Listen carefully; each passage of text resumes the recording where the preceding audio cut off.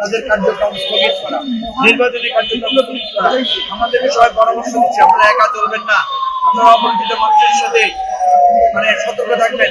কি আশ্চর্য, নির্বাচন হয়েছে, আমরা যেখানে মানুষের কাছে ভোট চাইবো সেখানে আমাদেরকে বলা হচ্ছে আমরা যাতে একা একা না করি, আমরা যাতে লোকজনের সাথে কথা বলে সাবধানে বলি, তাহলে আমরা নির্বাচন করতে পারবো। সুতরাং আমরা মনে করি নির্বাচনকে বর্জন করার এই যে অপচেষ্টা সবাই মিলে প্রতিহত করতে হবে, নাহলে সামনে আরো উসমান হাদির যে পরিণতি আজকে হয়েছে এই পরিণতি বাংলাদেশে।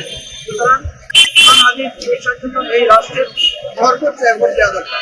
উসমান হাদিকে বাঁচিয়ে রাখতে হবে, আমাদের এই জুলাইয়ের প্রশ্নকে বাঁচিয়ে রাখতে আমরা চাই এই সমস্ত নিরাপত্তা দূর করে নির্বাচন সুষ্ঠু হয় সেজন্য একটা ব্যবস্থা।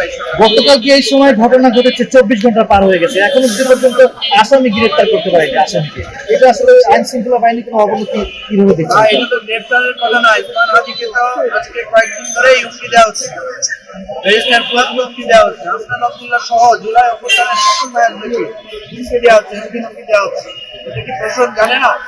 এই যে আপনার আওয়ামী লীগের টেলিগ্রাম চ্যানেলের মধ্যে যে আলোচনাগুলো হচ্ছে সেখানে বলা হচ্ছে সেখানে একজন বলছে যে আমরা হত্যা করে ছাড়বো।